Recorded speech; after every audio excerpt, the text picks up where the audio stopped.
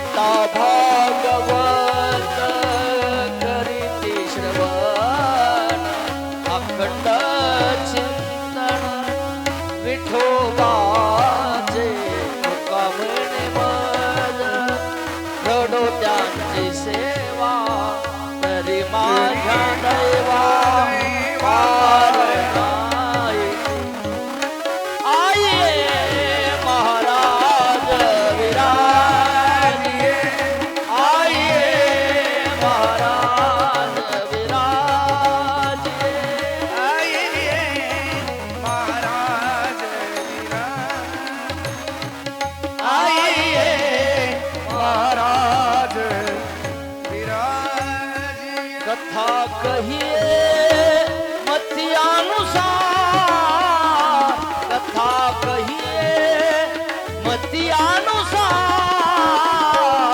आइए महाराज विराजिए आइए महाराज विराजिए आइए महाराज आइए महाराज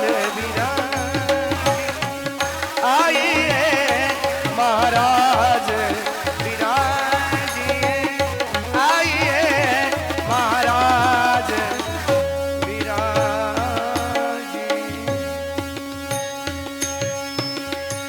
म्रदृणबिंब फलद्रोष्टात् पूर्णिन्दु सुंदर मुखादरविंद नेत्रात् कृष्णात् परं किमपि तत्त्वमहं न जाने शान्ताकारं भुजगशयनं पद्मनाभं सुरेशमविश्वाधारं गगनसदृशं मेघवर्णं शुभाङ्गं लक्ष्मीकान्तं कमलनयनं योगिभिर्ध्यानगम्यं वन्दे विष्णुं भवरं सर्वलोकैकनाथं नारायणं नमस्कृत्य नरं चैव नरोत्तमं देवीं सरस्वतीं व्यासं ततो जयमुदीरयेत् समचरण सरोजं चन्द्रनीलाम्बुदाभं जगन्निहितपाणिमण्डनमण्डनानं तरुणतुलसीमाला कन्दरं कञ्जनेत्रं सदयधवलहासं विठ्ठलं चिन्तयामि लोकाभिरामं रणरङ्गधीरं राजीवनेत्रं रघुवंशनाथं कारुण्यरूपं करुणाकरन्तं श्रीरामचन्द्रं शरणं प्रपद्ये मनोजवं मारुततुल्यवेगं जितेन्द्रियं बुद्धिमतं वरिष्ठं वातात्मजं वानरयूथमुख्यं श्रीरामदूतं शरणं प्रपद्ये नमामि सद्गुरुशान्तं सच्चिदानन्दविग्रहं पूर्णब्रह्मपरानन्दम् ईशमळन्दिवल्लभं सच्चिदानन्दरूपाय विश्वोत्पत्त्यादिहितवितापत्रविनाशाय श्रीकृष्णाय वयं नमः यं प्रव्रजन्तमनुपेतमुपेतकृत्यं द्वैपायनो विरहकातर आजुहाव पुत्रीति तन्मयतया तरवो विनिदुस्तं सर्वभूतहृदयं मुनिमानतोऽस्मि जय जय श्री राधारमण जय जय नवल किशोर जय गोपी चित्तचोर प्रभु जय जय माखन चोर अलंकापुरी पुण्यभूमि पवित्र तीर्थे नंदतो ज्ञान राजा सुपात्र दयाटविता महापुण्य राशि नमस्कार माझा श्री सद्गुरु ज्ञानेश्वर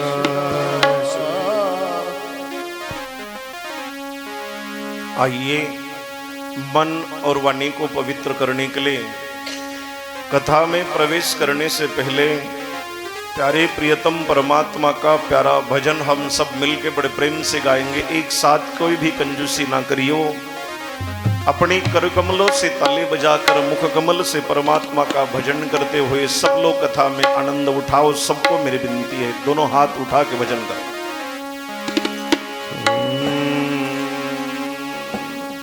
श्रीमन्नारायण नारायण हरि हरि श्रीमन्नारायण नारायण श्रीमन्नारायण नारायण हरि हरि श्रीमन्नारायण नारायण भजमन नारायण नारायण हरे हरि भजमन नारायण नारायण हरे हरे भजमन नारायण नारायण हरे हरे भजमन नारायण नारायण हरे हरे श्रीमन्नारायण नारायण हरे हरे श्रीमन्नारायण नारायण हरे हरे श्रीमन्नारायण नारायण हरे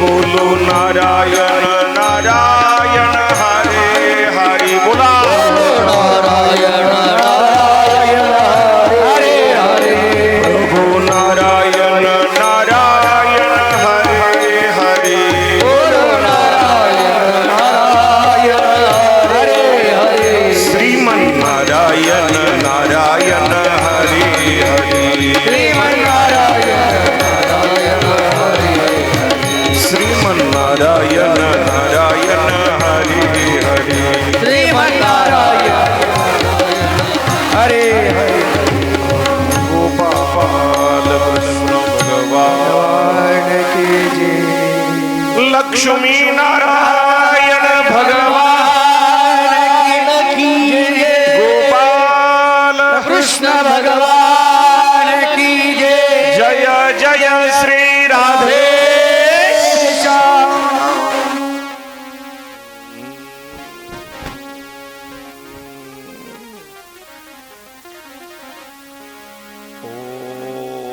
ओम नमो भगवते वासुदेवाय श्री गणेशाय नमः श्री सरस्वती नमः श्री गुरुचरण कमलभ्यो नमः श्रीमद्भागवत महापुराणम् द्वितीय स्कंधः अथ प्रथमोऽध्यायः श्रीशुक उवाच वरीयान्वेषते प्रश्ना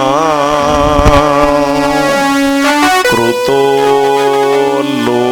लोकहितं नृपः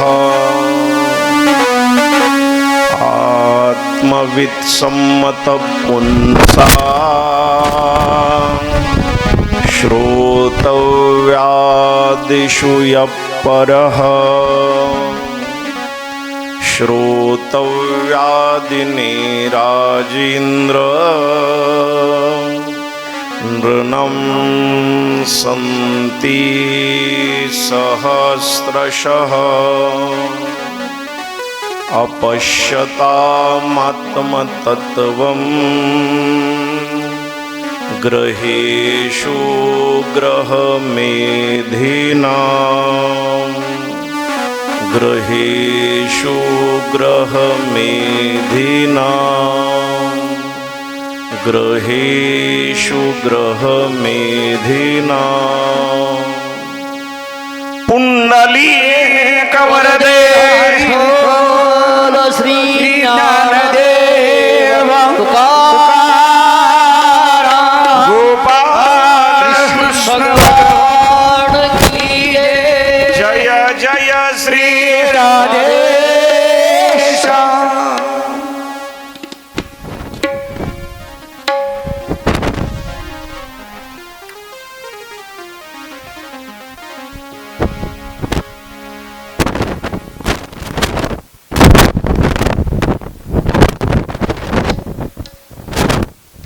परम मंगलमय परात्पर पीतांबरधारी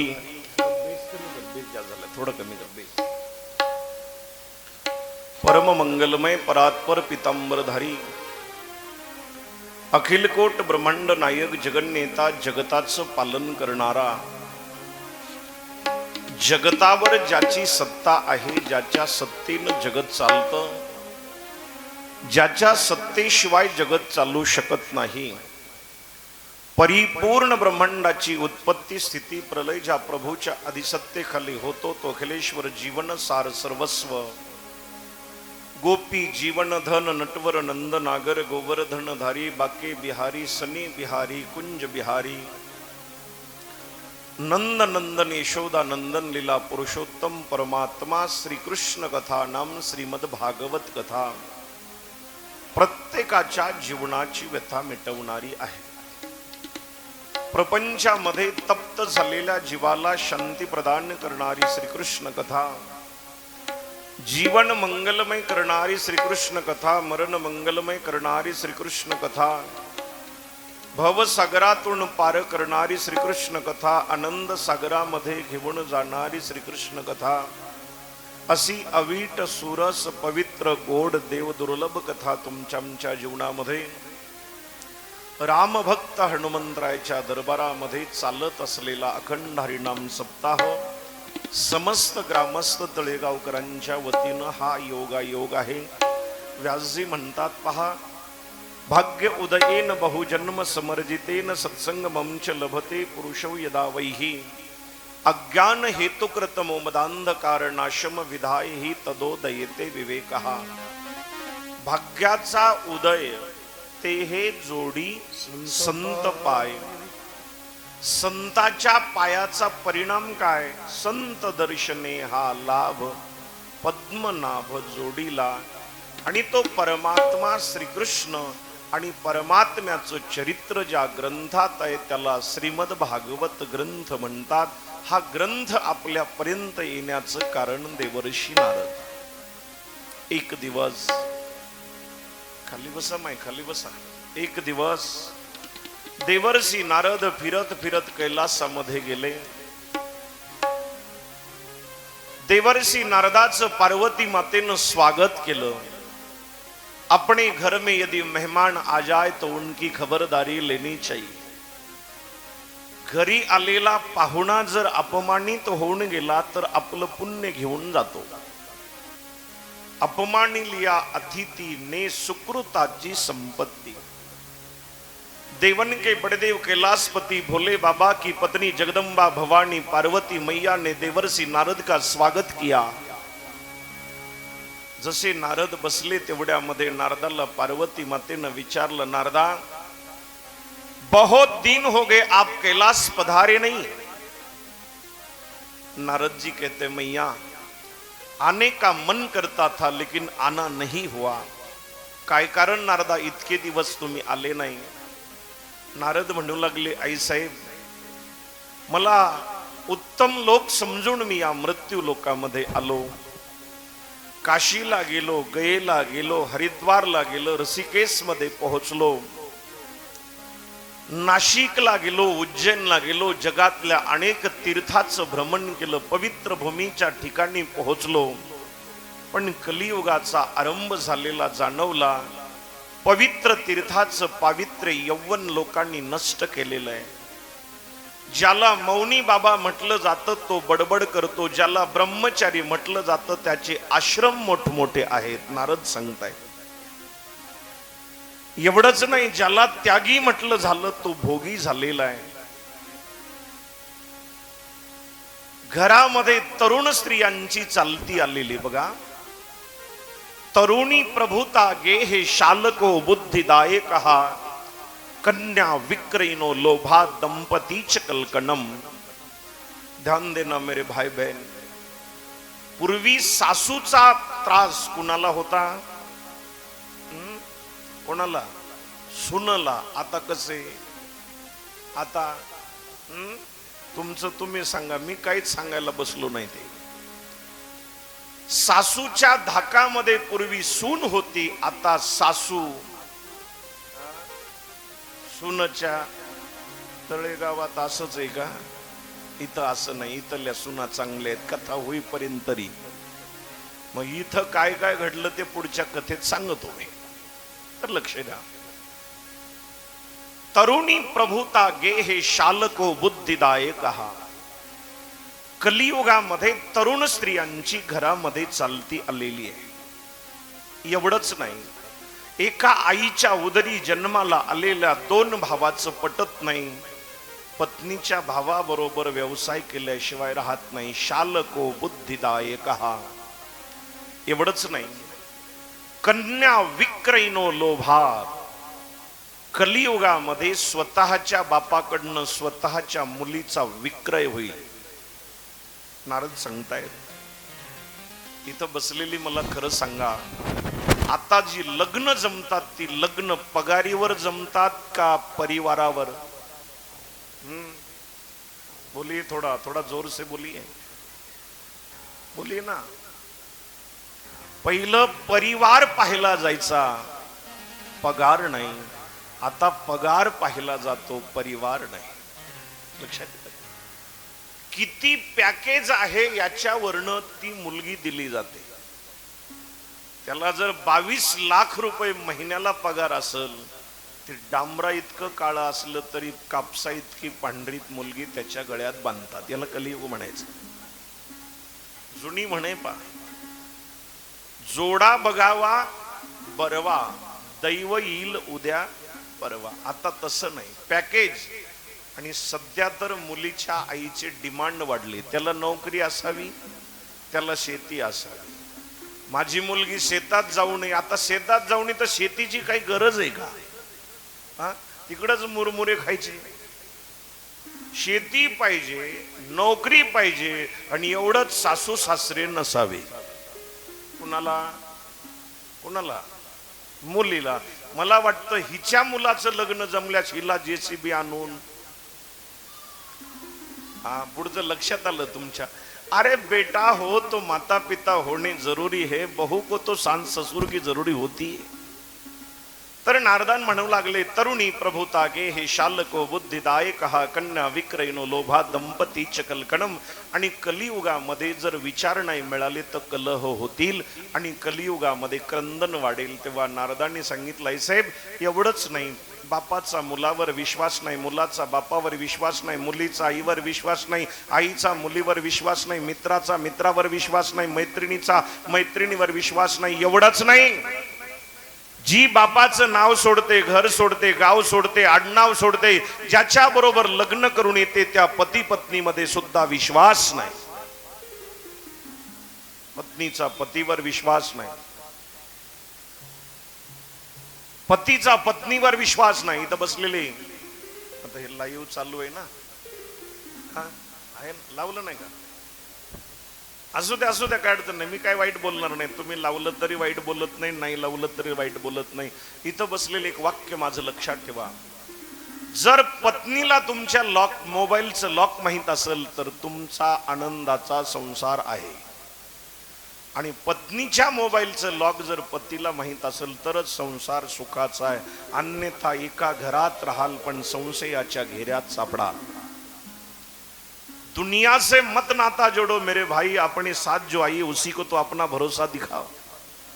जी आपल्यासाठी माहेर लाली, माहेर सोडून सासर लाली, ज्यानं तुमच्या निवडीवर समाधान मानलं, तुम्ही दोघं तर समाधान एकमेकाला द्या. नाहीतर याचं मोबाईलचं लॉक त्याला माहित नाही, त्याचं मोबाईलचं लॉक याला माहित नाही. मग तुमच्या डोक्यात काय खिचडी शिजते मी सांगणार नाही. लक्षात ठेवा. नारदाला म्हणू लागली पार्वती, नारदा काय म्हणलात? आईसाहेब, पतीचा पत्नीवर विश्वास नाही आणि पत्नीचा पतीवर विश्वास नाही. पार्वती माता हसली, म्हणली, नारदा बाकीच्यांचं काय मला माहित नाही, पण माझा भोळा महादेव माझ्यासाठी चांगला आहे.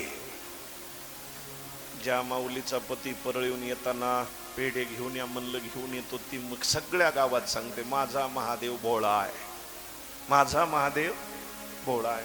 एक बघा, देवर्षी नारदा समोर जगदंबा पार्वती म्हणते, दुनियादारी का मुझे कुछ लेना देना नहीं, लेकिन मेरे भोले बाबा मेरे लिए बहुत प्यारे है. नारद म्हणले, आई साहेब मला वाटलं होतं, पण मृत्यू लोकातल्या माऊल्याच भोळ्या असतील, पण देवाची बायको असून सुद्धा, देवणके बडेदेव कैलासपती महादेवाची बायको असून सुद्धा तुम्ही भोळ्या ते भोळ्याच.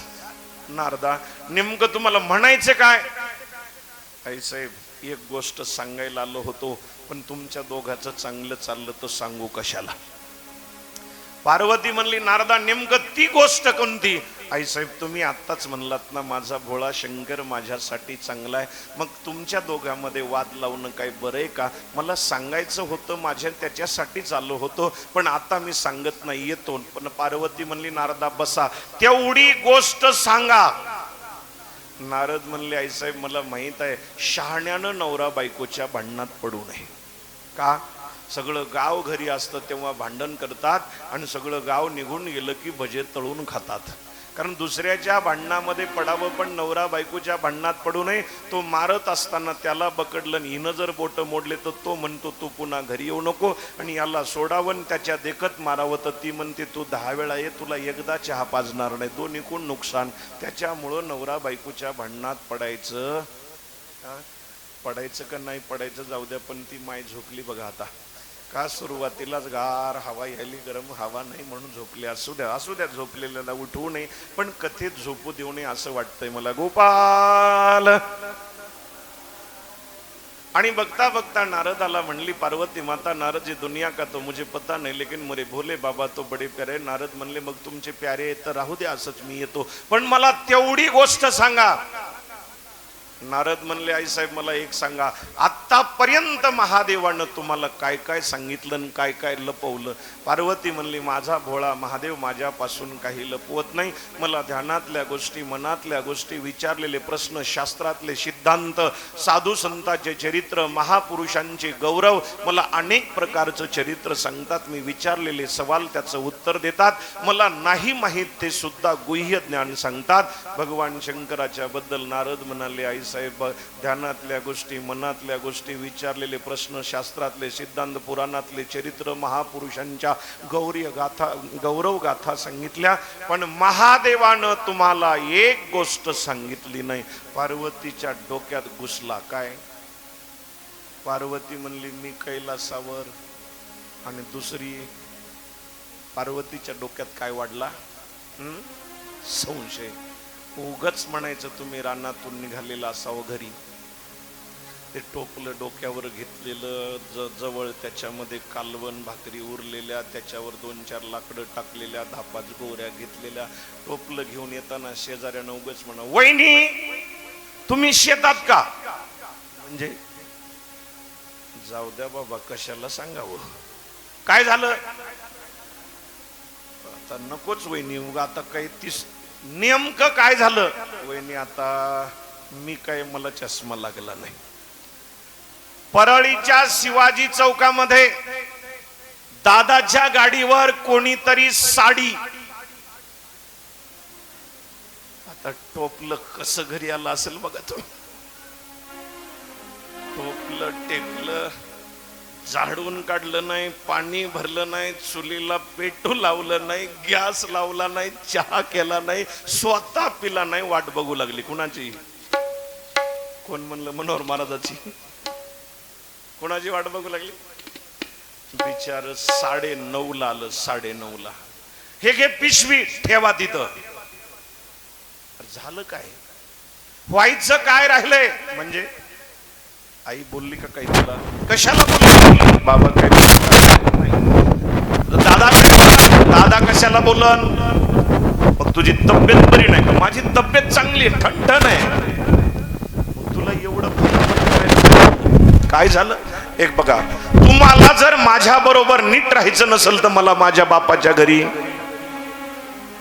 ते म्हणला झालंय काय नेमकं? तुला कळना कसं काय बोलालीस? कधी माणसा देखत तोंड मान उचलून बोलत नव्हतीस, आज बरंच तोंड सुटलंय. ते म्हणली पहिलं सुटायला पाहिजे होतं.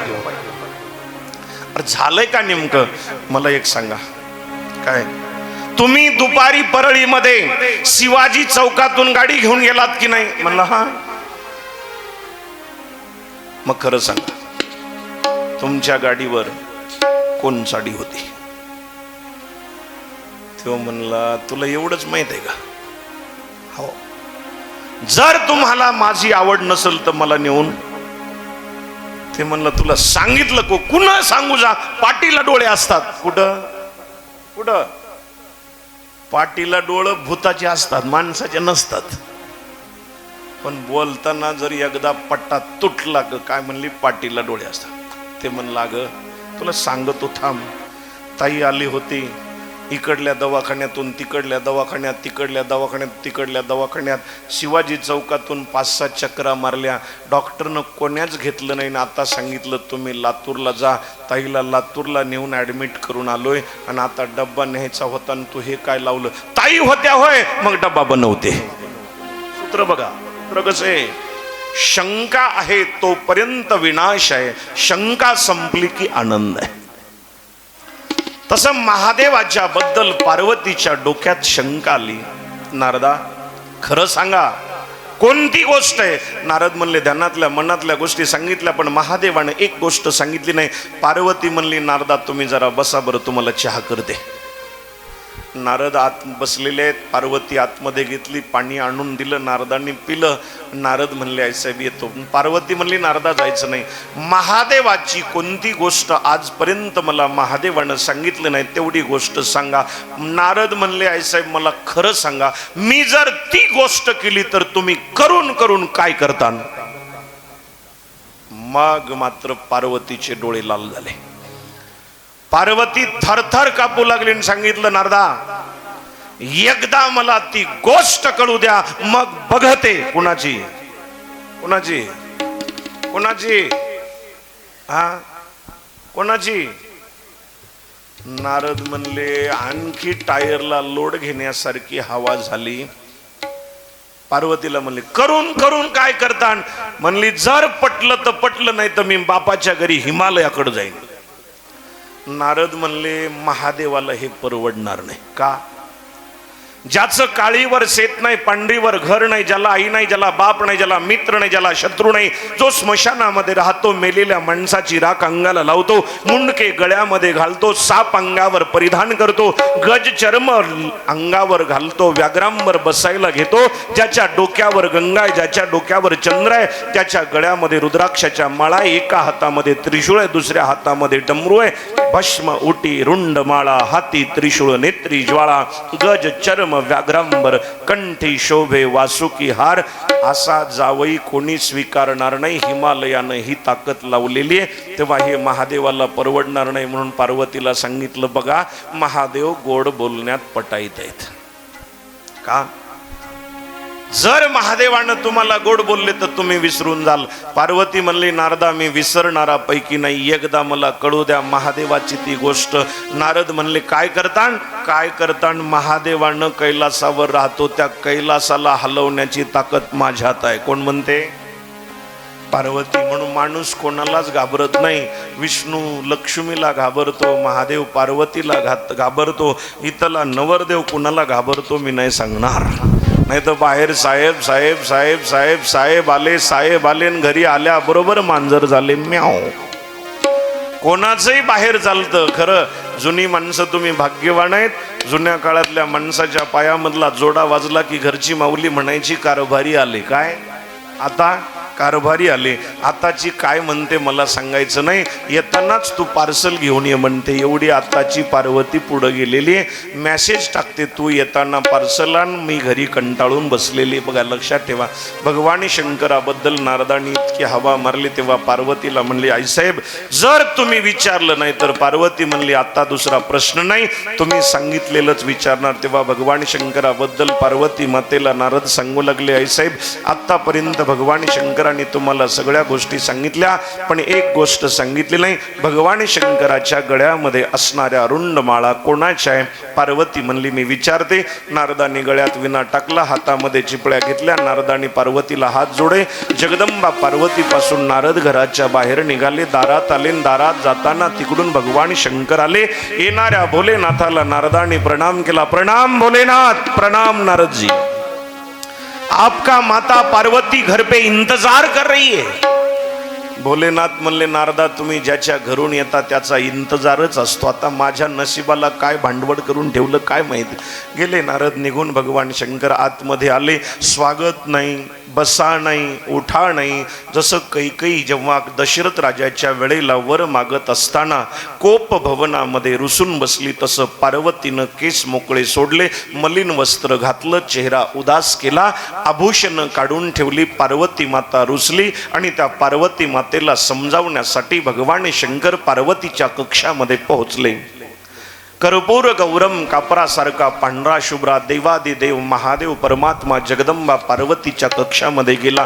पार्वतीला म्हणतात, अरे देवी हर दिन मैं घर पे आता था तो बडा स्वागत करती थी, आज काय झालं तू स्वागत करत नाही? पुढं आलं की तिनं फिरावं, पुढं आलं की तिनं फिरावं. शेवटी भगवान शंकरानं पाठीमागणं पाठीला हात लावला आणि सांगितलं, देवी का असं बसली? तिनं सांगितलं, खबरदार तुम्ही मला स्पर्श करायचा नाही का? तुमचं माझं पटणार नाही. आत्तापर्यंत मला वाटायचं माझा महादेव चांगला आहे, माझा महादेव चांगला आहे. बरं महादेव म्हणले, अरे मी केलं तरी काय? तुम्ही आता एक माझ्या प्रश्नाचं उत्तर द्या. तेव्हा भगवान शंकर म्हणले, एक काय 10 प्रश्नाचं उत्तर देतो, पण अशी उदास चेहऱ्यानं माझ्या पुढं बसू नको का? हिमालय के दरबार में मैं दूल्हा बन के जब आया था तो तेरी मनमोहक छवि को देखने के बाद मेरे मन को मोहित कर दिया था. उसी छवि में तू मेरे सामने बैठना, तेरे हर सवाल का मैं जवाब दूंगा. पार्वती उठली, आभूषण घातले, वस्त्र परिधान केले, सुंदर शृंगार केला, महादेवाकडे आली, महादेवाला आसनावर बसवलं, पायाजवळ पार्वती बसली, हात जोडले आणि सांगितलं, प्रभू आपने वादा किया है कि तुम्ही मी विचारलेल्या प्रश्नाचं उत्तर देणार. भोलेनाथ म्हणले, हाँ तू जो सवाल करेगी उसी का उत्तर तुझे दिया जाएगा. आणि बघता बघता पार्वतीनं विचारलं, महादेवा तुमच्या गळ्यामध्ये असणाऱ्या रुंड माळा कोणाच्या आहे? भगवान शंकर म्हणले, पार्वती काय प्रश्न विचारला? रोज किती गोड प्रश्न विचारते. देवाच्या चरित्राचे, देवाच्या चरित्राबद्दल, देवाच्या पूर्ण परिवाराबद्दल, देवाच्या लीलेबद्दल, देवाच्या कीर्तनाबद्दल, देवाच्या नामस्मरणाबद्दल, देवाच्या धामाबद्दल, देवाच्या अनंत अनंत लीलेबद्दल विचारते. तू आज काय सवाल केला? हा काही सवाल आहे का? पार्वती तू जो प्रश्न विचारला त्याचं उत्तर मला माहीत आहे, पण देण्याची गरज वाटत नाही. पण नारदांना हवा मारली होती, बगल देतील, विषय बदलतील आणि टाळून देतील. पार्वती म्हणली, भोलेनाथ मुझे मेरे यही सवाल का जवाब चाहिए. तेव्हा भोलेनाथ म्हणले, देवी उत्तर मी देऊ शकतो, याचं उत्तर देणं अवघड नाही. म्हणली, भोलेनाथ मला पुन्हा पुन्हा जन्मावं लागतंय, मला पुन्हा पुन्हा मृत्यूला सामोरं जावं लागतंय. तुम्ही मात्र अजरामर आहे, असं काय सेवन औषध केलं की ज्याच्यामुळं तुम्ही अजरामर आहेत? तेव्हा भगवान भोलेनाथ म्हणतात, मी देवाचं भजन करतो. जगात पहिलं भजन करणारा, जगाचा बाप असणारा महादेव आहे. भजन करी महादेव राम पूजी सदाशिव. श्री राम जय राम जय जय राम, श्री राम जय राम जय जय राम.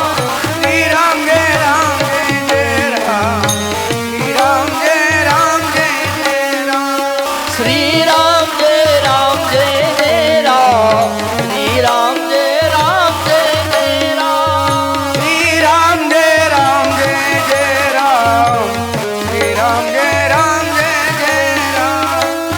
भजन करी महादेवा, राम पूजे सदाशिवा. भजन करी महादेव, भजन करी महादेव, महादेव भजन करी महादेव. दोन्ही राधे वाह. दया ऐके तुझे नाही, भजन करे महादेवा देवा, भजन करी महादेवा. महादेव भजन करी महादेव, महादेव भजन करी महादेव. कैलासपती महादेव की हर हर.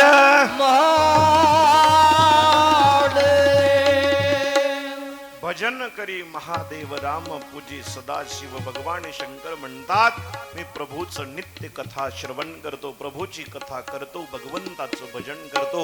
पार्वती म्हणली, ज्या भजनामुळे तुम्हाला अजरामर बनवलं ते मला भजन सांगा, त्या भगवंताची कथा सांगा. पार्वतीला महादेवानं जवळ घेतलं, पार्वतीला घेऊन निर्जन जंगलात पोहोचले आणि पार्वतीला आणि महादेवाला दोघांना संवादामध्ये जी कथा आठवली त्या कथेचं चिंतन होऊ लागलं. पार्वतीनं 2 आसन बनवले. एका आसनावर उंच ठिकाणी महादेवाला बसवलं. पार्वती समोर बसली आणि कैलासपती देवादिदेव महादेव जगाचा गुरु आहे. आदिनाथ गुरु, सकळ सिद्धांत मच्छिंद्र तयाचा मुख्य शिष्य. कारण जगाचा जगद्गुरु असणारे तुकोबर आहे, जगाचा जगद्गुरु असणारे भगवान श्रीकृष्ण आहेत.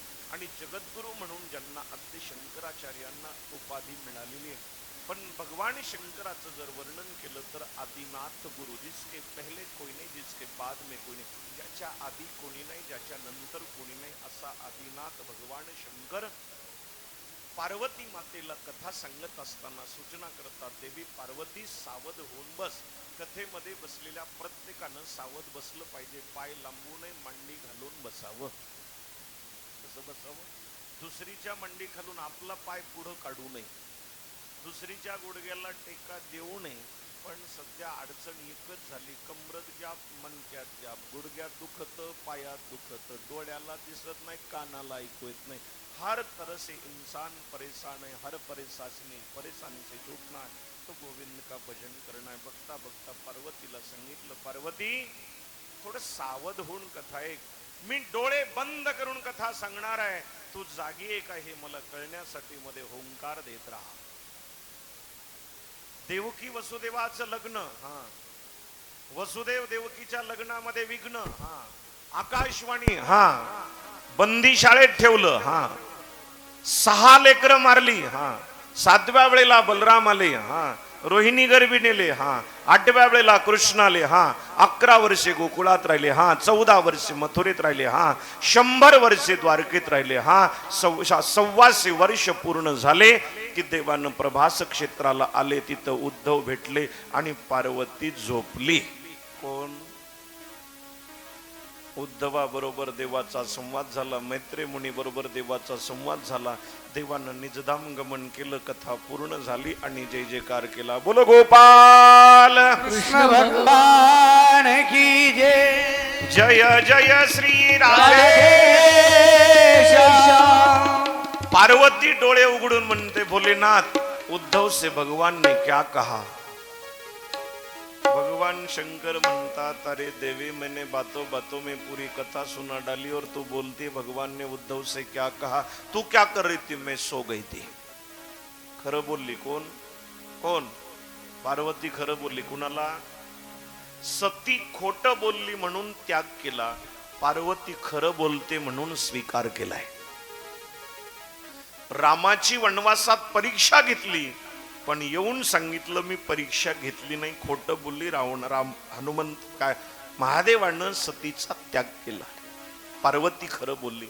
आपण धडधड कीर्तनात झोपतो, झटका आला झोपेचा की पुढच्याच्या पाठीत डोकं आदळतो, आणि ते जर म्हणलं झोपलं तर अजिबात नाही म्हणतं. कीर्तनात एवढं खरं बोलतो, तर एरवी काय खरं बोलणार आहे? पार्वतीनं सांगितलं मला झोप आली. तेव्हा तिथं पडलेल्या पक्षाच्या अन्नामध्ये पोपट प्रगट झाला. तो आकाश मार्गाने जाऊ लागला. भगवान शंकराला राग आला.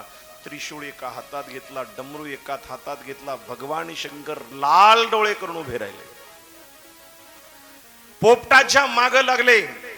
पोपट पुढं, भगवान शंकर माग, भगवान शंकर माग, पोपट पुढं, पोपट पुढं, भगवान शंकर माग, भगवान शंकर माग, पोपट पुढं. चालता चालता सरस्वतीच्या काठावर विटिका देवी व्यासमरसी बसलेले असताना विटिका देवी व्यासांना म्हणते, प्रभू हमें तो संतान होगी या नहीं होगी? तेव्हा व्यासजी म्हणतात, भगवान की मर्जी होगी तो हमें संतान मिलेगी. एवढ्यामध्ये तो पोपटाला विटिकाची देवीला जांभळी आली. तिच्या मुखातून गर्भात प्रवेश केला. भगवान शंकर आश्रमात आले. व्यासजी कला अवतार होते. व्यासजी उठले, महादेवाची स्तुती केली. नागेंद्र हराय, त्रिलोचनाय, भस्मांग रागाय, महेश्वराय, नित्याय शुद्धाय, दिगंबराय, तस्मै काराय नमः शिवाय. कैलास राणा, शिवचंद्र मोळी, फणींद्र माथा, मुकुट झळाळी, कारुण्य चिंदू, भवदुःख हरी, तुझवीन शंभू मज कोनकारी. विटिका देवी व्यासांनी देवादिदेव महादेव भगवान शंकराच्या चरणावर वंदन केलं. भगवान शंकराला उठल्याबरोबर व्यासांनी विचारलं, भोलेनाथ इतना क्रोध किस पे कर रहे हो? एवढ्या रागात कोणाच्या माग आलात? भोलेनाथ म्हणले, व्यासजी माझी कथा कोणीतरी चोरून ऐकली, तो या दिशेनं आला, मी त्याला जिवंत सोडणार नाही. व्यासजी काय कमी बुद्धिमान आहेत का? नमोस्तुते व्यास विशाल. सवाल केला भोलेनाथ, कथेचं वर्णन कोण करत होत? मी. कथेचा श्रोता कोण? पार्वती. व्यासांनी अनुमान लावलं, ज्या कथेचं वर्णन देवादिदेव महादेवानं करावं, ज्या कथेचं श्रवण म्हणून श्रोता म्हणून जगदंबा पार्वतीनं बसावं, ती कथा सामान्य नसावी. भोलेनाथ, ज्या कथेचं वर्णन तुम्ही करता, ज्या कथेचं श्रवण माता जगदंबा पार्वती करते, मला एक सांगा, त्या कथेचा महिमा काय? भगवान शंकर म्हणले, जो ही कथा ऐकतो तो अजरामर होतो. व्यासांनी सांगितलं, बस प्रभू आप हार गए. तुम्ही ज्या कथेचं वर्णन करता, पार्वती माता ज्या कथेचं श्रवण करते, तुम्ही त्या कथेचा महिमा सांगता, ती कथा ऐकतो तो अजरामर होतो, तुम्ही सुद्धा त्याला मारू शकत नाही. का? कथा कथेचा महिमा दाखवल्याशिवाय राहणार नाही. तुम्हाला बाजार कुठला आहे? बाजार कोणता? परळी. परळीमध्ये भाजीपाल्याचा बाजार वेगळा, गाई बैलाचा बाजार वेगळा, लाल मिरचीचा बाजार वेगळा. लाल मिरचीचा बाजार कुठे? परळीमध्ये मोंड्यात. इथं बसलेले मला सांगा, लाल मिरचीच्या बाजारात गेल्यानंतर ठसका गरीबाला लागतो का श्रीमंताला? झोपले बोलते, झोपू द्या. कुणाला लागतो दादा? गरीबाला का श्रीमंताला? ठसका तिथं गेलेला गरीब असो श्रीमंत असो त्याला लागतो. स्त्रीला का पुरुषाला? गोऱ्या माणसाला लागतो का काळ्या? बरं, तळेगावच्याच लागतो का दुसऱ्या कोण्या? कोण्या गावचा असो, कोणी असो, गरीब असो की श्रीमंत असो, राजा असो की फकीर असो, मिरचीच्या लाल बाजारात गेला की लाल मिरचीच्या बाजारात गेलेला ठसकतच बाहेर येतो. अग्नीला कळत हात लावा, नकळत हात लावा, अग्नी दाहकता देते. तसं कथा कळून ऐका, नकळत ऐका, कथेत सहज जा. जसा मिरचीच्या बाजारात ठसका लागतो, तसा कथेत आल्यानंतर कथेचा झटका मिळतो. मग कथा झोपून ऐकू द्या, कथा बसून ऐकू द्या, कथा लक्ष देऊन ऐकू द्या, कथा न लक्ष देता ऐकू द्या. एसटीत बसायचं काम करा, एसटी चालवायचं काम ड्रायव्हरचं आहे. झोपला तरी प्रवास होणार आहे आणि जागला तरी प्रवास होणार आहे. तसं कथेत बसलेल्याचा प्रवास शुकदेवजी करणार आहेत आणि शुकदेवजीनं केलेला प्रवास राजा परीक्षितीला मोक्ष देणार आहे. म्हणून तेव्हा व्यास महर्षीने महादेवाची स्तुती केली, स्तवन केलं. आणि भगवान महादेवाचं स्तवन करत असताना वर्णने, नमामि शमीशान निर्वाण रूपम विभुम व्यापकम ब्रह्म वेद स्वरूपम. महादेवाचं सुंदर स्तवन केलं. कैलासपती भगवान शंकर निघून गेले. विट्टिका देवीला दिवस गेले. 12 वर्षे गर्भात बाळ राहिलं. ते जन्माला आलं, जंगलात निघालं, जंगलातून पोहोचलं, कपारीत बसलं. व्यासांनी ग्रंथ तयार केला, अनेक शिष्यांना श्लोक रटवले आणि बघता बघता ते शिष्य जंगलात कपारीत बसलेल्या शुकदेवाच्या पुढं भगवंताच्या स्वरूपाचं वर्णन करू लागले. बरहा पीडम नटवर वपु कर्णयोः कर्णिकारम बिभ्रत वासं कनकपिशम वैजयन्तीं च मालम प्रंद्राण वेणोरधर सुधया पूरयन गोपवृंदे वृंदारण्यम सुपदरमणम प्राविशत गीत कीर्ति. जिसके माथे पे मोर पिसार लगाया जा चुका है, जिसके गले में तुलसी की कंठी पे, कमर पे पितांबर, हाथों में बांसुरी यानी बंसरी बजाई जाती, असा अणवाणी पायानं गोकुळामध्ये गायी राखणारा मोर पिसार माथ्याला लावलेला. म्हणून तर संतांनी वर्णन केलं, माथा शोभे पिंपळ पान मेघ वर्ण ऐसा जाण. त्याला म्हणते श्री भगवान. कसा आहे तो? कस्तुरी तिलकम ललाट पटले. भगवंताचं वर्णन आहे पा. नाम तुम्हारा तारन हारन जाने कब दर्शन होगा. प्रभु तेरी रचना इतनी सुंदर है तो तू कितना सुंदर होगा. सुंदर अति परम सुंदर असणाऱ्या परमात्म्याचं स्वरूप पाहून कपारीतून शुकदेवजी बाहेर निघाले. एवढ्यामध्ये विचार केला, दिसायला सुंदर असतं ते काय स्वभावाला सुंदर असं काही नियोजन नसतं. काही माणसं दिसायला सुंदर आहे पण स्वभावाला खडूस आहेत. पण देव दिसायला सुंदर आहे, पण स्वभाव कसा आहे. दुसऱ्या शिष्याने एक श्लोक रटला, अहो बकियम स्तनकाल कूटम.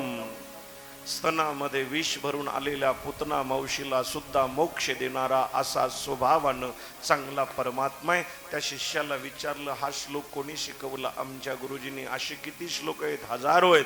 मला तुमच्या गुरुजीची भेट होईल का? शुकदेवजी आले, व्यासांच्या पुढं भागवताला बसले. व्यासांनी संपूर्ण भागवत शुकदेवाला सांगितलं. इथं बसलेल्यांच्या डोक्यामध्ये शंका येऊ शकते, व्यासांचे पुत्र म्हणून भागवत सांगितलं नाही, भागवतासाठी पात्र आहेत म्हणून शुकदेवाला भागवत सांगितलं. आणि तेच भागवत शुकदेवजींनी राजा परीक्षितीला सांगू लागले, राजन पहिले ध्यान देना, जित आसनो जित श्वासो जित संगो जितेंद्रिय. आणि शुकदेवजी कथा सांगतात. शुद्ध शौनकाच्या संवादामध्ये कथा चालते. शौनकजींना शुद्धजी सांगू लागले, ऐका, भगवंताच्या दिव्य चरित्रामध्ये 88,000 ऋषीचं येणं झालं. कोणी जटाधारी, लोटाधारी, मटाधारी, दंडधारी, व्याघ्रांबर परिधान केले, जटाच्या चुंबडी झालेले, नखाच्या चुंबडी झालेले, शरीर वृक्ष पण तपाचं तेज माथ्यावर असणारी 88,000 ऋषी त्या कथेत बसले. आणि त्या ठिकाणी सुदजी कथा सांगू लागले. आणि त्या कथेमध्ये एक एक एक एक विचार येत असताना सुतांनी सांगायला सुरुवात केली, भगवंताचे अनंत अवतार आहेत. आपल्या साधू संतांनी वर्णन केलं, अवताराच्या राशी तो हा उभा विटेवरी, अनंत रूपे अनंत वेशे देखील म्या त्यासी, बाप रखुमा देवी वरुखुन बांधली कैसी, कोण आहे तो देवाचा देव बळिया माझा पंढरीराव. तेव्हा भगवंताच्या 24 अवताराच्या कथेचं वर्णन येतं. भगवंताची कोणते कोणते 24 अवतार झाले याचा विचार करण्या अगोदर आपण सर्वजण भजन करू. आणि सर्वजण भजन झाल्यानंतर देवाच्या 24 अवताराचं चिंतन करू. बोला, कृष्ण कृष्ण मुकुंदा जनार्दना रे, कृष्ण गोविंद नारायण रे, कृष्ण कृष्ण मुकुंदा जनार्दन रे, कृष्ण गोविंद नारायण रे, कृष्ण कृष्ण जनार्दन रे, कृष्ण कृष्ण गोविंद नारायण रे, कृष्ण कृष्ण मुकुंदा जनार्दन रे, कृष्ण गोविंद नारायण रे, कृष्ण कृष्ण मुकुंदा जनार्दन रे, कृष्ण गोविंद नारायण रे, नारायण रे, नारायण रे, नारायण रे, नारायण रे, नारायण रे, नारायण रे, टाळी टाळी. कृष्ण कृष्ण मुकुंदा जनार्दन रे, कृष्ण गोविंद नारायण रे, कृष्ण कृष्ण मुकुंदा जनार्दन रे, कृष्ण गोविंद नारायण रे, कृष्ण जनार्दन रे, कृष्ण गोविंद नारायण रे, गोविंदा गोपाला मुरली मनोहर नंदलाला, गोविंदा गोपाला मुरली मनोहर नंदलाला.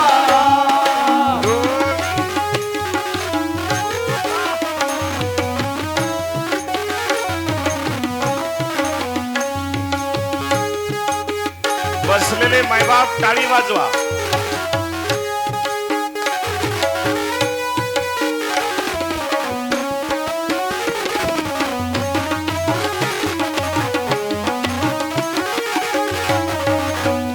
विठ्ठल माझा माझा माझा माझा माझा, विठ्ठल माझा मी विठ्ठलाचा, टाळी टाळी. विठ्ठल माझा माझा माझा माझा माझा, विठ्ठल माझा मी विठ्ठलाचा.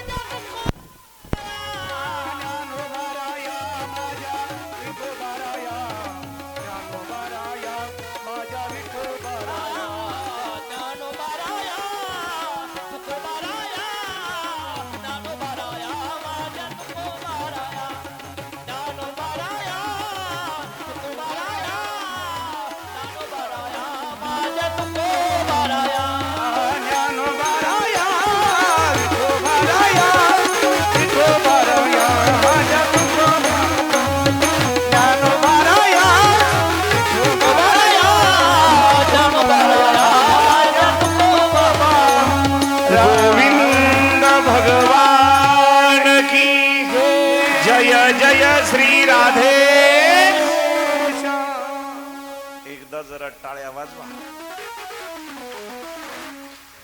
खेल वही खेलता है जो खिलाड़ी होता है, और खिलाड़ी जब मैदान में आता है तो आनंदी खिलाता है. गोड. भगवंताच्या 24 अवताराचं चिंतन येतं. पहिला अवतार सनत कुमार, दुसरा अवतार वराह भगवान, तिसरा अवतार नारदांचा, चौथा अवतार नर नारायण, कपिल भगवंताचा, दत्तात्रय देवाचा, यज्ञ अवतार, ऋषभ देवावतार, राजा पृथु, मच्छ, कच्छ, धन्वंतरी, मोहिनी, नरसिंह, वामन, परशुराम, व्यास, श्रीराम, बलराम, श्रीकृष्ण, बुद्ध अवतार, कल्की अवतार व्हायचा आहे. सुखदेव जी से राजा परीक्षित कहता है, गुरुदेव मेरे गोविंद के कई अवतारों का आपने वर्णन कराया, लेकिन मुझे किसी अवतार से लगाव है नहीं, पूरे अवतारों की कथा बना दो. सगळ्या अवताराच्या कथा सांगा. तर सगळ्या अवताराच्या कथा सांगत बसलं तर आपला वेळेचा अवतार संपेल. म्हणून म्हटले पा ताकापुरतं पुढं काय भागवत 350 दिवस सांगितलं तरी संपत नाही. किती दिवस? ते एक अवतार आपण बघू. ज्या अवतारामध्ये विशेषत्व आहे तो श्री त्रिमूर्ती दत्त देवाचा. 3 शिरे 6 हात तया माझे दंडवत. थोडा गेन दे दादा, थोडा गेन, थोडा, जास्त नको. तर बघता बघता अत्रि ऋषी आणि अनुसया माता आपल्या आश्रमात राहत होते. आश्रमात राहत असताना अनुसया माता अत्रि मुनीची सेवा करत होती. दिवसा मागून दिवस, महिन्या मागून महिने जात होते. वर्षानुवर्ष सेवा चालली. बघता बघता अनुसया मातेनं इतकं तप केलं आपल्या पती सेवेचं की एक दिवस देवर्षी नारद तिथं आले. अनुसया मातेजवळ काही दिवस थांबले आणि तिथून नारद वैकुंठात पोहोचले. आणि वैकुंठामध्ये गेल्याबरोबर लक्ष्मी मातेनं स्वागत केलं. नारदा, खूप दिवस झालं तुम्ही आमच्याकडे आलाच नाही. आई साहेब, खरं सांगू का, छोटा मुंह बडी बात. ज्या ठिकाणी मी थांबलो होतो तिथलं वैभव पाहिल्यास मला जगात कुठंच वैभव दिसत नाही. आई साहेब, एका मातेजवळ मी थांबलो होतो, तिचं तेज सूर्यापेक्षा प्रखर आहे. काय बोलतात? तिचं तेज सूर्यापेक्षा प्रखर आहे. तिची शीतलता चंद्रापेक्षा शांत आहे. तिच्या आश्रमामध्ये गेल्यानंतर या जगामध्ये काहीच सुख नाही असं वाटतंय. लक्ष्मी म्हणली, नारदा, कुणा पुढं बोलायला डोकं बिकं फिरलंय का तुमचं? विष्णूची पत्नी आहे, वैकुंठाची मालकीण आहे. देवाची पत्नी असताना माझ्या समोर एका सामान्य स्त्रीचं वर्णन करता. नारद म्हणले, मैया मैंने पहले बोला है की छोटा मुंह बडी बात. जे आहे ते बोलतोय, खरं वाटत नसल तर परीक्षा घ्या. कोणाकडून? मालकाला पाठवा. आले भगवान विष्णू. नारद निघून गेले. अनुसयेची परीक्षा घ्यायला विष्णूला लक्ष्मीनं पाठवलं, महादेवाला पार्वतीनं पाठवलं, ब्रह्मदेवाला सावित्रीनं पाठवलं. तिघजण आकाश मार्गानं निघाले. माणसं कुठूनही पंढरपूरला आले तरी वाखरीच्या रिंगणात येतात. कुठूनही यायचं असेल तर चौकात यावं लागतं. तसं अनुसयेच्या आश्रमाच्या जवळ हे तिघजण आले. एकमेकाला प्रणाम केला आणि विचारलं, भोलेनाथ तुम्ही कसं? अनुसयेची परीक्षा घ्यायची. तुम्ही? मला त्याच्यासाठीच पाठवलं. म्हणले मलाही पाठवले. तिघजण म्हणले पाठवलं. बघा, तिघांनी विचार केला, सामान्य जर केस असती तर एखाद्या होमगार्डवर भागलं असतं. जरा चांगलीच असेल तर 2 हवालदार, PI, PSI, DYSP, SP. आता हे जगाचे 3 IG आलेत. म्हणले आपण जिची परीक्षा घ्यायला आलो ती काय सामान्य दिसत नाही. आपण अगोदर तिच्यावर दहाड टाकण्यापेक्षा अगोदर तिची दिनचर्या पाहू. तिन्ही देवांनी साधूचा वेश घेतला, आकाश मार्गामध्ये थांबले आणि सकाळच्या ब्रह्म मुहूर्तापासून अनुसयेचं जीवनचर्या पाहत होते दिवसाची.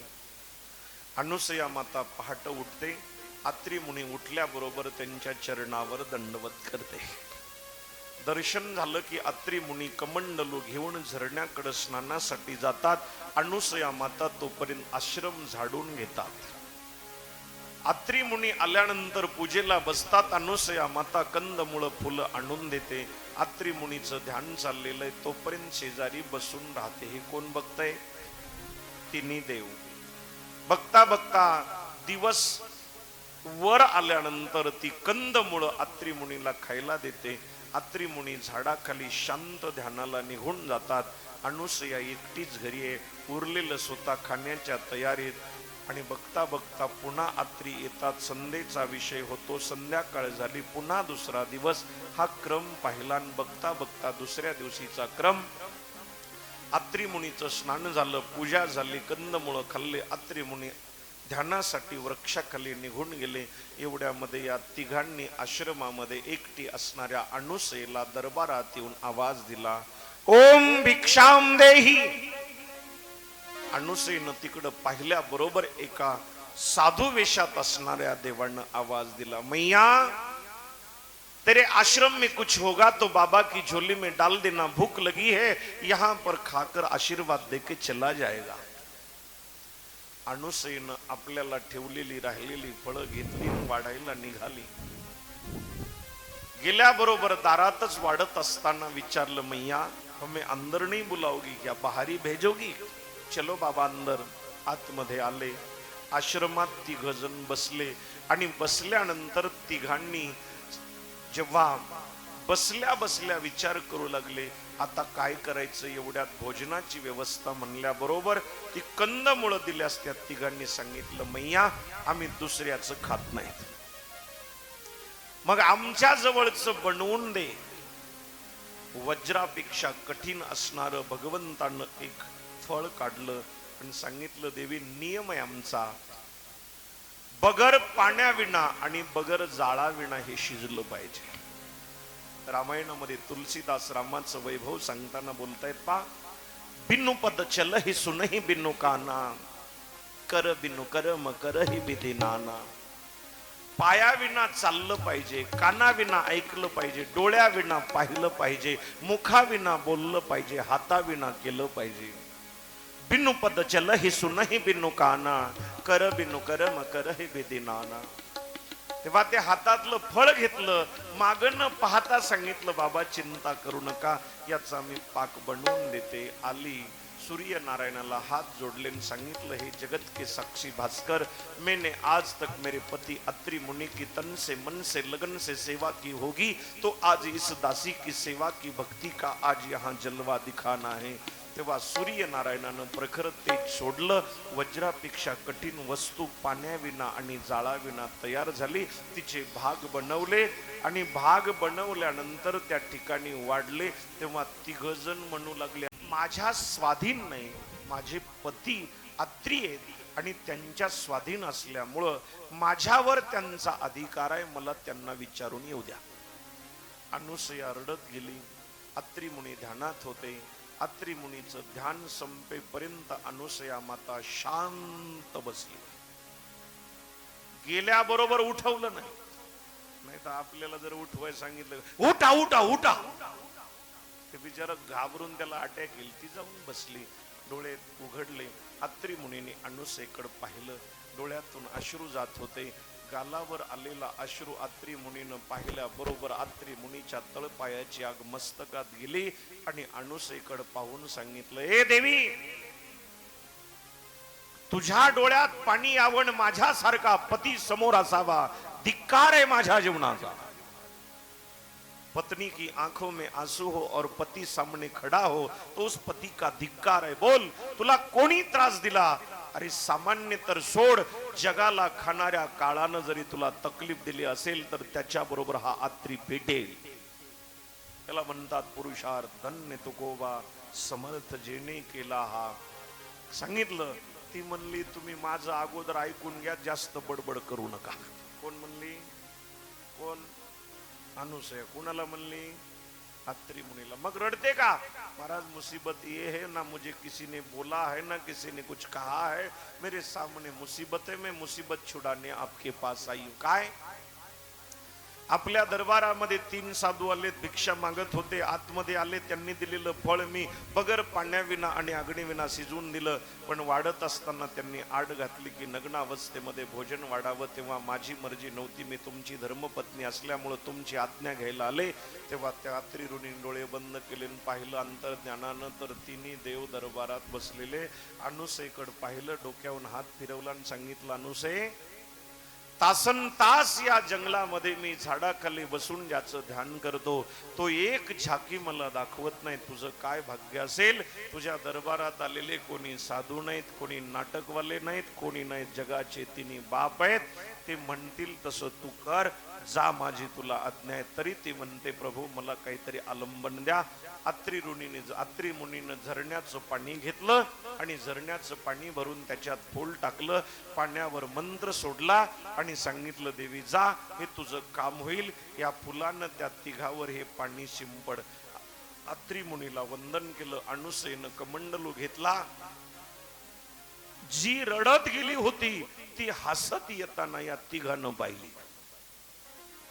मग हे तिघ जण म्हणू लागले, अरे जे वज्रापेक्षा कठीण असणार तिनं शिजवून दिलं. जी नग्न अवस्थेत भोजन वाढा म्हणलं तर रडत गेली, तिकडून येताना हसत आली. आता मला वाटतं तिच्या हातात कमंडलू आहे, आपल्या तिघाला आता माशे करून त्याच्यात सोडती. भक्तीच्या प्रभावानं तिन्ही देव लट लट कापू लागले. कुणाच्या? ध्यान देना मेरे भाई बहन, सेवा करो, सामने वाले पे आपका प्रभाव बन जाता है. आल्या बरोबर तिने तिघाच्या अंगावर पाणी टाकलं, ती बाळ झाली, जेवायला वाढलं. मग ती बाळ तशीच. मग रोज नियमानं स्नान घालावं, कपडे घालावे, शृंगार करावा, पाळण्यात टाकावं, लोरी म्हणावी, सोजा सोजा सोजा मेरे लाल, तुम्ही तुम्हारी मैया सुलाती है.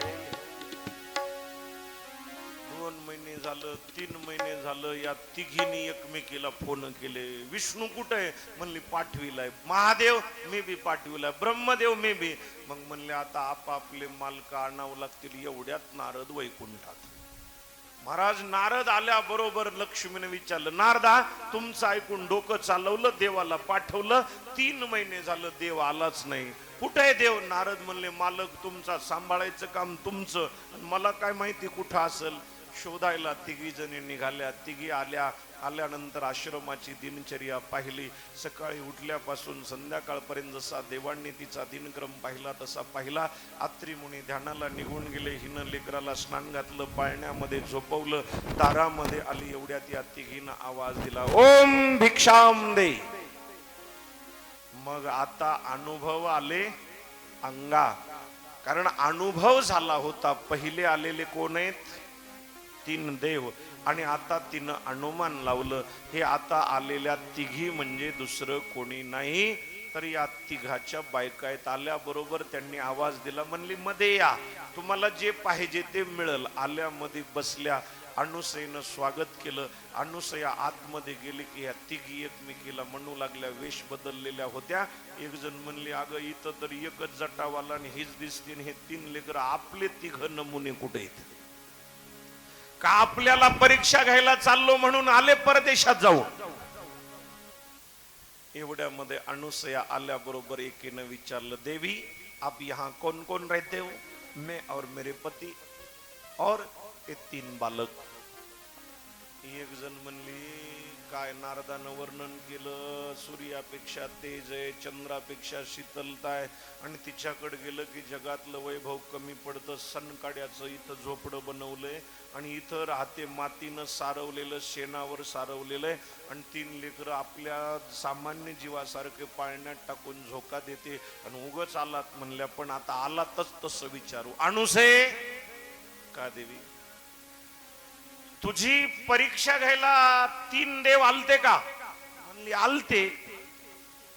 एक म्हणली बघ बरं, न विचारता गेलं असतं तर कळलं कसं असतं, उगाच आपल्या मालकावर आपण शंका घेतली नसती का? मग तिन्ही देव कुठं गेले? म्हणली पाळण्यात झोपलेत. असा करंट लागला तिघीला. तिघी म्हणल्या पाळण्यात? म्हणली हा. मग तिघी जणी म्हणल्या अनुसये आमचे पती आम्हाला देऊन टाक. अनुसया म्हणले जिचा जी आहे ते उचलन घेऊन जा.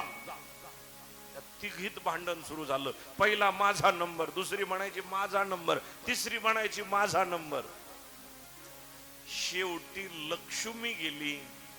लक्ष्मीनं उचलणार एवढ्यात तिच्या लक्षात आलं तिघ सारखे दिसायलेत, विष्णू म्हणून महादेव उचलला तर गडबड होईल.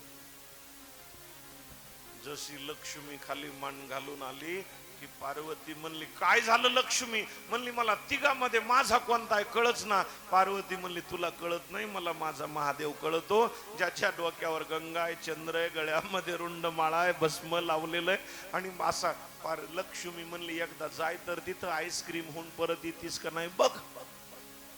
गेली महाराज. पार्वती टकटुक टकटुक करत गेली. बघितलं तिने सारखे दिसल्यास पार्वती म्हणली मोठीनं धाडस केलं नाही, आपण कशाला करावं. महादेव म्हणून ब्रह्मदेव उचलला तर फजिती होईल. ती परत आली. आता दोघी परत आल्यास ब्रह्मदेवाची म्हणली मोठमोठे पैलवान हारले, आता आपण कशाला जावं. तेव्हा अनुसयेला तिघीनं हात जोडले. आमचे पती आम्हाला दे. अनुसयेनं पाळण्याला हात लावला आणि म्हणली लक्ष्मी हा तुझा विष्णू, पार्वती तुझा महादेव. तुझा महादेवच का? तुझा महादेव. सावित्री हा तुझा ब्रह्मदेव. महाराज तिघी इतक्या खुश झाल्या. तिघी जणीने त्यांना कडवर घेतलं आणि आश्रमातून बाहेर निघाल्या आणि शेवटला दारावर आल्या. लक्ष्मी म्हणली पार्वती गांजा पिला का गा आपण? आता काय हे लहान लेकरं नेऊन वैकुंठात कैलासात सत्यलोकात पाळणा बांधून का यांना झोके देत बसाव का? तिघी परत आल्या. अनुसयेला हात जोडले. सांगितलं अनुसये अरे हे बाळ नेऊन आम्ही काय करावं? आता यांना तू मोठं करून दे. पहिलं जे पाणी होतं तेच पाणी त्यांच्या अंगावर शिंतडलं. तिन्ही देव मोठे झाले.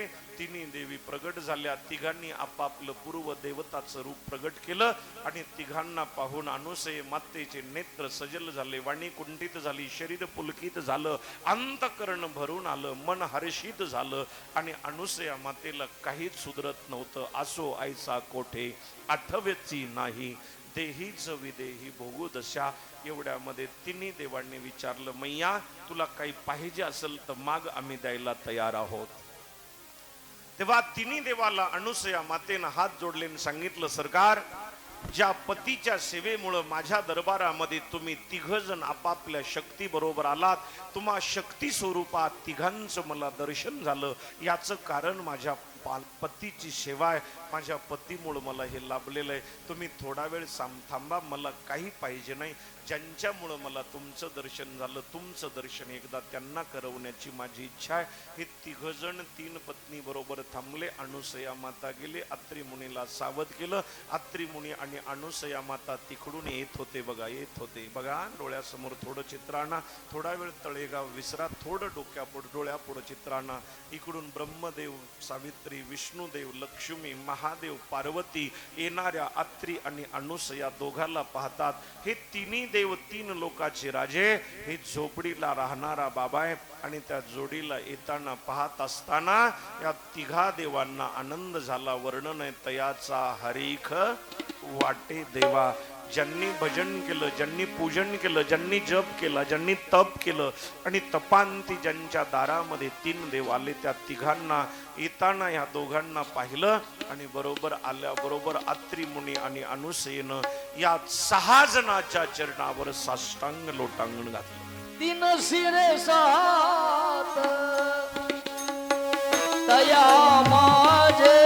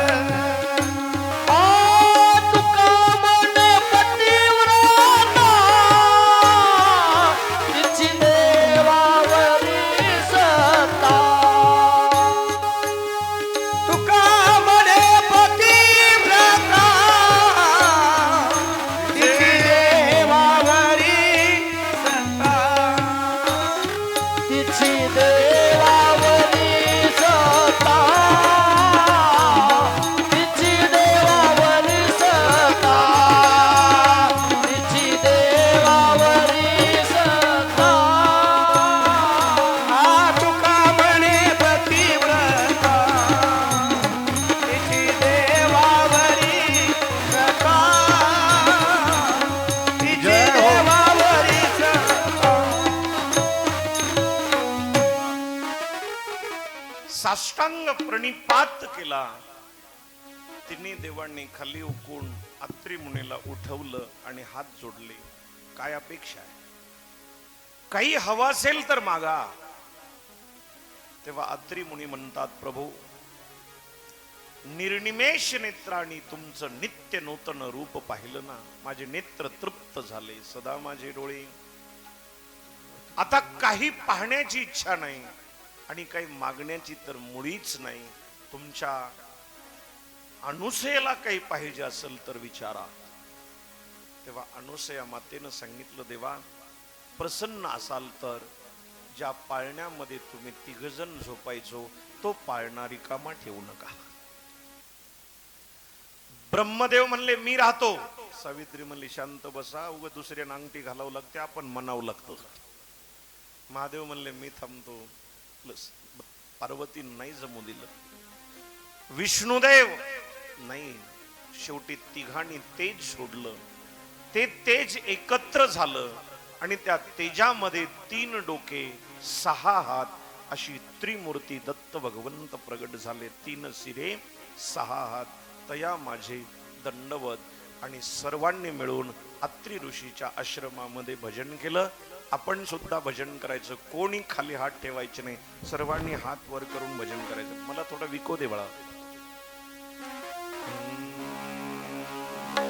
दिगंबरा दिगंबरा श्रीपाद वल्लभ दिगंबरा. ताळी ताळी. दिगंबरा दिगंबरा श्रीपाद वल्लभ दिगंबरा.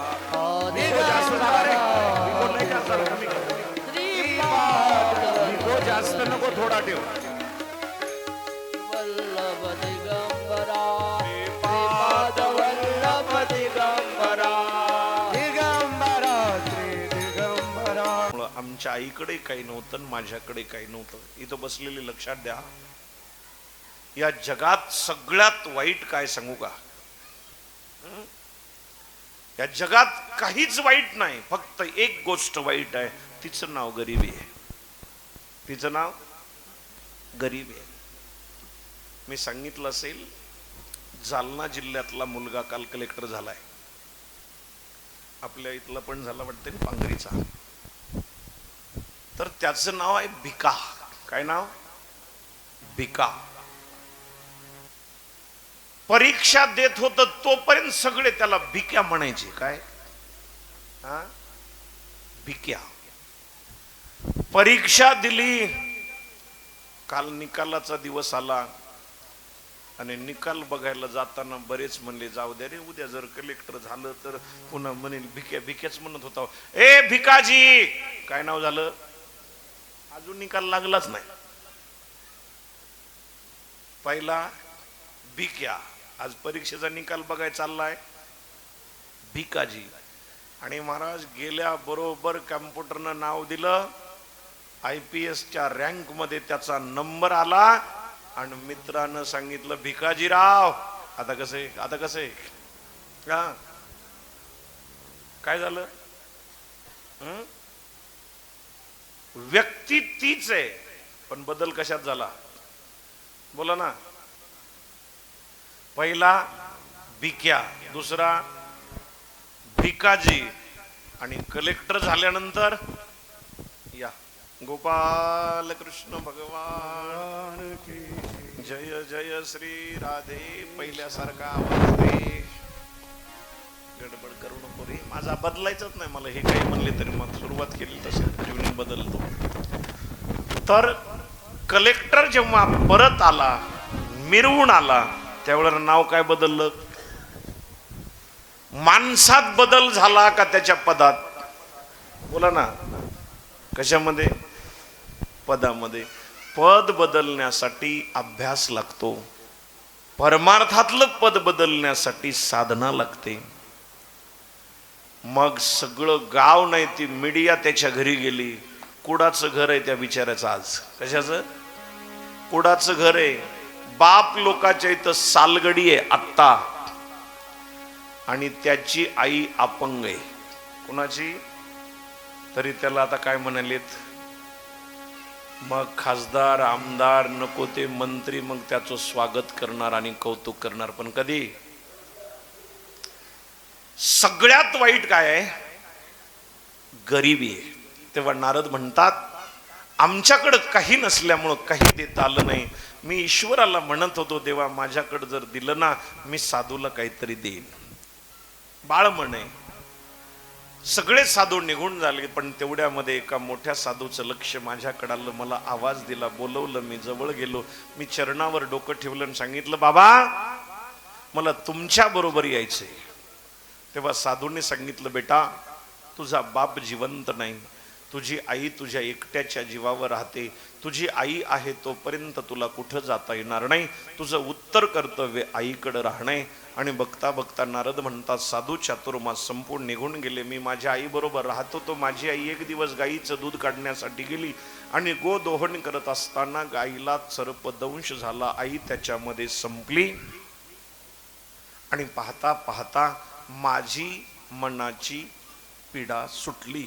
नारद म्हणतात आईचा अंतविधी केला, जंगलाच्या दिशेनं निघालो. अंधार पडला, लख प्रकाशामध्ये भगवंतानं आपली रूप छबी दाखवली आणि माझ्या मनामध्ये ती छबी बसली आणि मी व्याकुळ झालो. आकाशवाणीने सांगितलं देवर्षी नारद इस जन्म में आपको मेरा इतना ही दर्शन है, अगले जन्म में आप मेरे निजी सेवक बने रहोगे, रात दिन भजन करोगे. तेव्हा मी ब्रह्मदेवाच्या 10 मानसपुत्रापैकी एक झालो. ब्रह्मदेवाचे 10 मानसपुत्र आहेत अत्री, अंगिरा, पुलस्ते, पुलह, कृत, भृगु, वशिष्ठ, दक्ष आणि शेवटचे नारद. आणि नारद म्हणतात मी आज भजनानंदामुळे आनंदी आहे. तेव्हा तुम्हाला जर आनंद मिळावा वाटत असेल तर तुम्ही भगवंताचं चरित्र लिहा. व्यास म्हणले महाभारतासारखं 1.25 लाख श्लोकाचं महाभारतासारखं मोठं वाङ्मय लिहिलं. 17 पुराण लिहिली तरी सांगितलं 17 पुराण लिहिली व्यासांना. तुम्ही महाभारत लिहिलं पण देवाचं लीला चरित्र लिहा, तुम्हाला समाधान मिळेल. तेव्हा व्यासांनी लीला चरित्र सुरू केलं. अदौ देव देवकी गर्भ जननम गोपी ग्रहे वर्धनम. देवकी वसुदेवाच्या गर्भामधून भगवंताचा जन्म झाला. त्या चरित्राचं वर्णन करत असताना जो ग्रंथ पुढं आला याला हरिवंश पुराण म्हणतात किंवा श्रीमद भागवत महापुराण, भगवंताच्या दिव्य चरित्राची गाथा ज्याच्यामध्ये. तेव्हा राजा परीक्षित म्हणतो गुरुदेव भागवताच्या मध्ये भगवंताचं चरित्र ऐकलं पण मी असं म्हणतो तुम्हाला माझ्या आजोबाचं, वडिलाचं, आजीचं, आजोबाचं रक्षण करणाऱ्या भगवान श्रीकृष्णाच्या चरित्राचं वर्णन करा.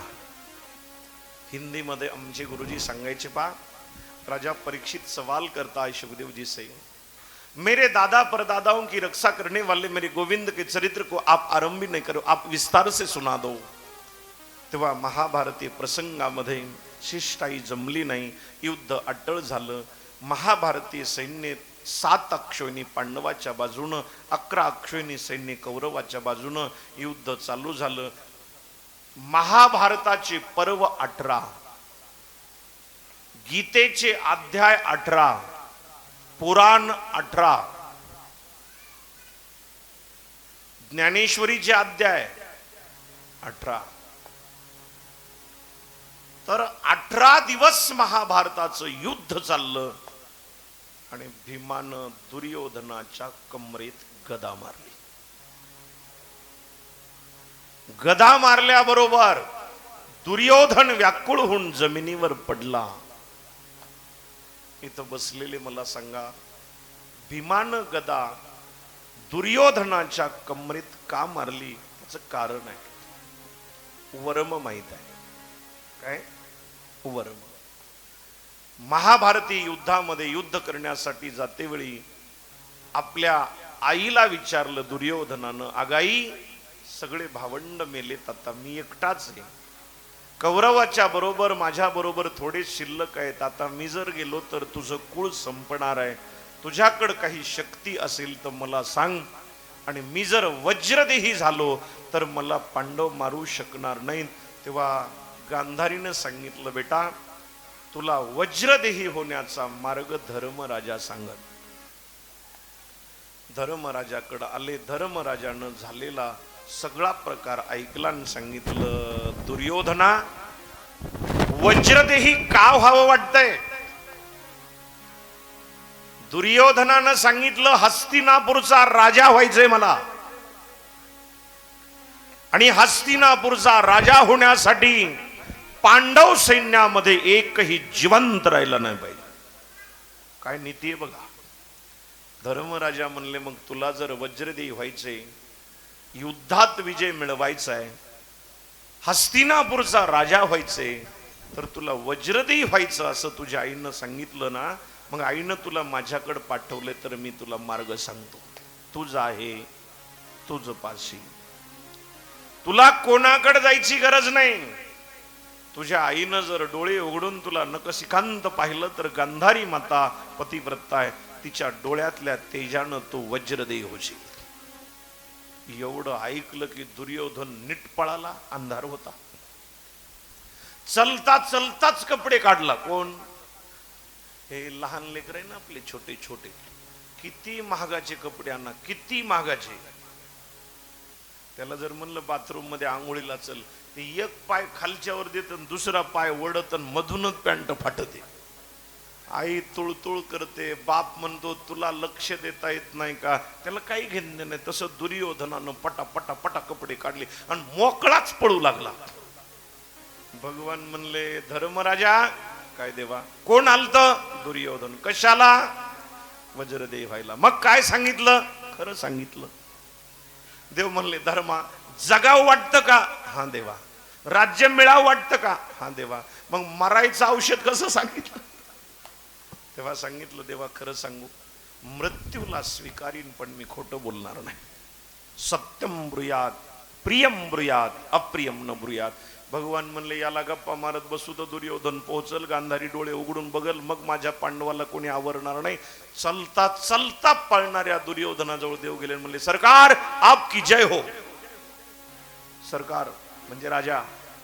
दुर्योधना, कोणी तुमची अशी अवस्था केली? कपडे कोणी काढून घेतले? दुर्योधन म्हणला तुम्ही कोण? मी तुमचा प्रजाक आहे.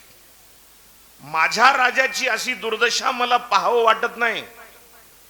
माझ्या राजानं चांगलं राहावं अशी माझी इच्छा आहे.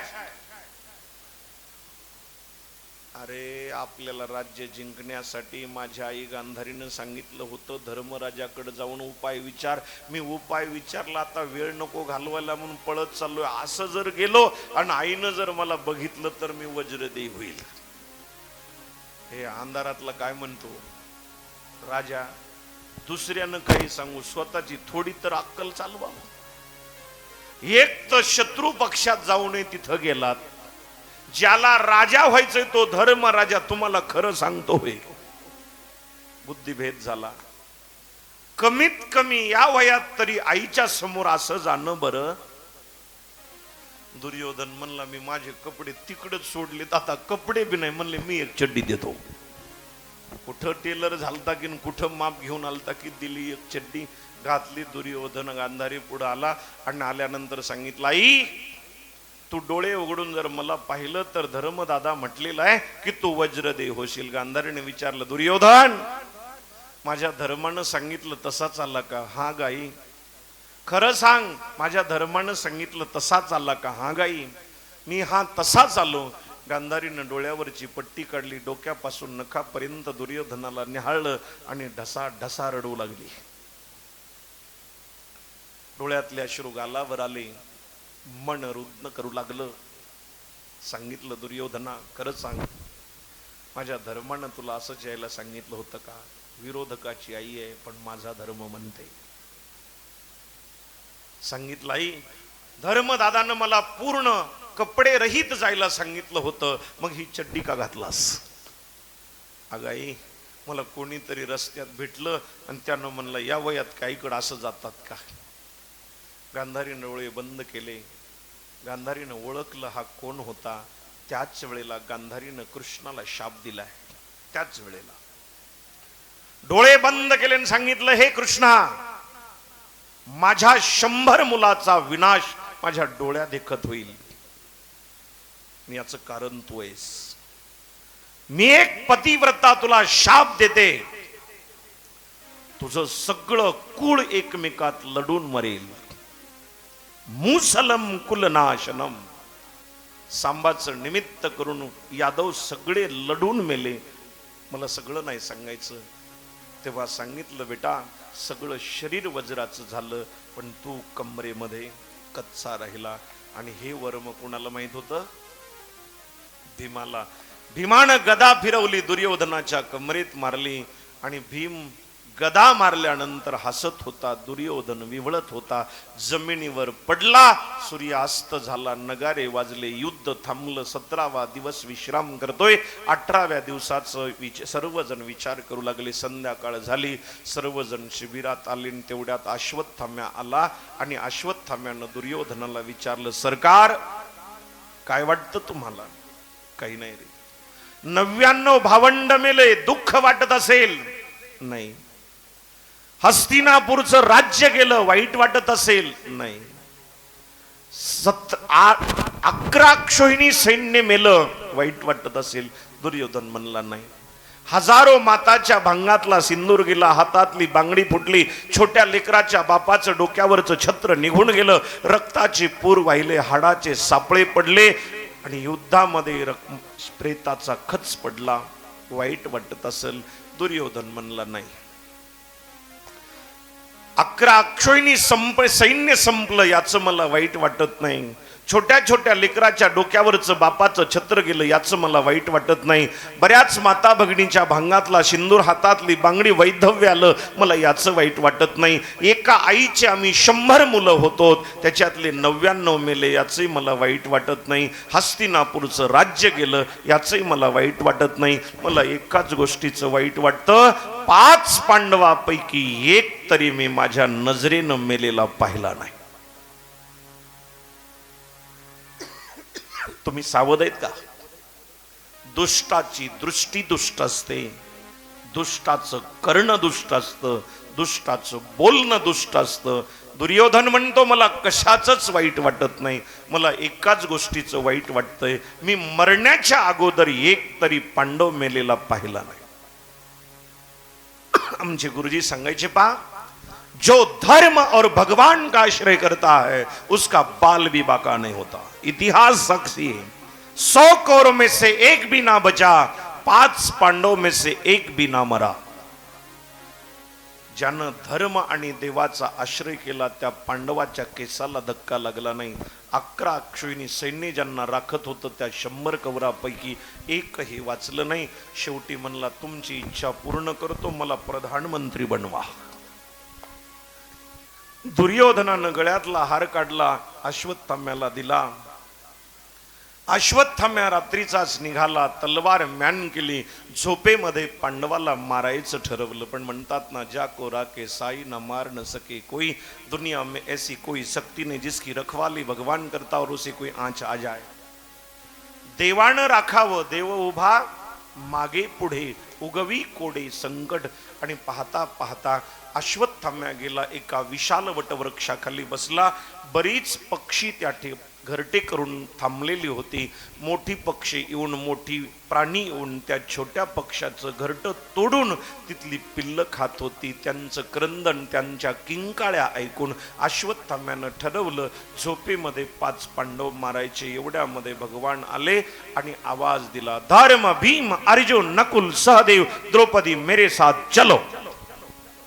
पांडवांची खासियत आहे पहा, देवानं चला म्हटल्यानंतर पांडवांनी कधीच विचारलं नाही कुठं जायचंय. द्रौपदी, पांडव निघाले. 5 पांडवाची मुलं 5 पांडवाच्या जागेवर जाऊन झोपली. भगवान पांडवांना घेऊन गेले. आता कथाभाग फार पुढं मोठा आहे. मला वाटतं पांडवांना देवाबरोबर थांबू द्यावं, अश्वत्थाम्याला त्यांना मारण्याचा विचार करू द्यावा आणि पंक्तीचे आरतीवाले आले, त्यांना आरतीला उभं राहू द्यावं, नाही का? तर 5 पर्यंत संपलं पाहिजे. मोठं अन्नदान आहे. मला वाटतं कथा थांबवण्यासाठी पूजनीय वंदनीय डोंगरेजी महाराज म्हणायचे, म्हणे दत्तानंद महाराज बालयोगी ज्यांनी सांगायचं की कथा देवाबरोबर भक्त असावा, देवाच्या घरी असावा, नाही तर देवाच्या घरी भक्त असावा, असं चरित्र थांबवावं. आपण इथंच थांबू. एक सूचना आहे, आज आपल्या कथेचा कितवा दिवस? उद्या भागवतातला सर्वात मोठा उत्सव नंद घेर आनंद भयो जय कन्हैया लालकी हाथी दिनो घोड़ा दिनो और दिनो पालकी बूढन को बर्फी पेडा छोरन को लापसी उद्याच्याला कथेमध्ये भगवान श्रीकृष्णाचं प्रागट्य होईल आणि नंद बाबाच्या दरबारामध्ये आनंद होईल. किती सांगू मी सांगू कुणाला गोकुळीच्या सुखा अंत पार नाही लेखा. इथं बसलेल्या सर्व मातांनी उद्या येताना 5-5 किलो सुंटवडा आणायचा. बस. किती किलो? कोण कोण आणणार हात वर करा. 1 2 3 4 माग बघूच नका, भिंती आहेत माग. इकडे गेला बघ. तुम्ही काय 10 आणणार का? 2 हात वर केले. असू द्या, मी सांगतो तेवढा आणा. आपल्याला प्रसाद मिळावा आणि दुसऱ्या 4 जणांना देता यावा असा प्रमाणानिशी ताटी वाटी सुंटवडी उद्या सर्व मातांनी सुंटवडा सुंदर करून आणायचा. कार्यकर्ते मंडळींनी इथं पाळणा बांधायचा, एक कृष्ण बनवायचा आणि बरोबर 4:15 कृष्ण घेऊन यायचा. आनंदानं गुलाल उधळायचा आणि बरोबर 4:45 पंगतीला बसायचं. ही सर्वांनी सूचना लक्षात ठेवायची. आरतीला उभा राहा. आलेत का दादा? आलेत का नाही आरतीवाले? चला आरतीवाले सर्वजण आरतीला हो. आजचं नगर जेवण बाहेरच आहे.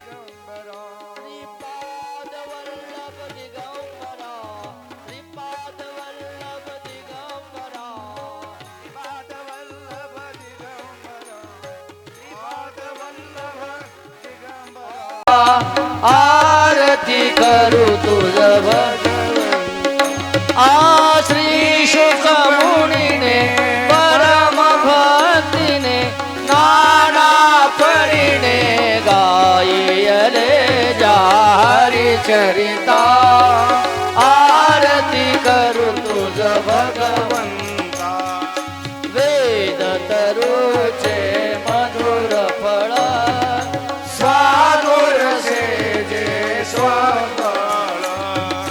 आत्मा राम मुनी सकळ सेवनी झाले जन सुफळ. आपा परवणी आली आवणी की आघहरणी भव जल तरणी ते पतिता. आरती करू तुझ भगवन जय हो जय श्री भागवता.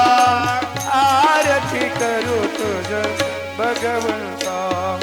येथे व्यासाची वाणी सार्थक हरे गुण गाऊनी शास्त्र पुराणे मुकुट मणी परम प्रेमामृत जननी. असहज सेविता भाविक भक्ता उदार दाता मोक्ष तत्वता देहाता. आरती करू तुझ भगवंता जय हो जय श्री भागवता. आरती करू तुझ भगवंता.